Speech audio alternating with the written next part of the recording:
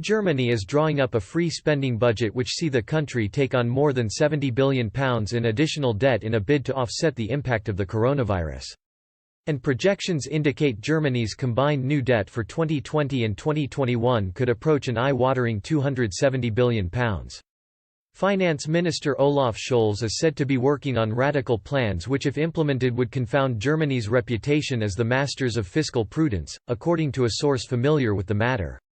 The precise debt figure for 2021 is still subject to negotiations within the coalition government led by the CDU's Angela Merkel. However, SPD leader Mr. Scholz is trying to avoid net new debt exceeding £90 billion in 2021, the source said.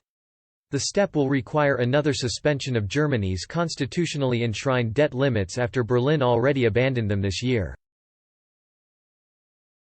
Mr. Scholz is determined to stick to the fiscal rules from 2022 onwards, the source stressed. A finance ministry spokesman declined to comment. Mr. Scholz has already asked Germany's legislature, the Bundestag, to suspend the debt brake in the constitution and allow the federal government to take on record new borrowing of some £194 billion. As a result, Germany's combined net new debt for 2020 and 2021 in the coronavirus pandemic could reach £267 billion.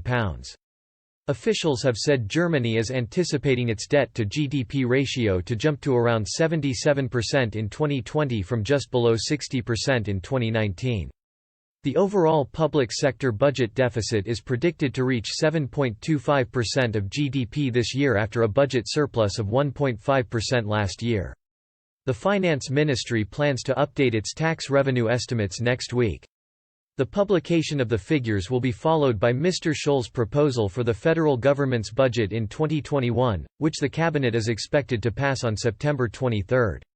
Speaking last month, Mr. Scholz appeared to contradict Mrs. Merkel when talking about the European Union's £667 billion coronavirus rescue package, stressing joint borrowing was a long-term measure rather than a short-term solution.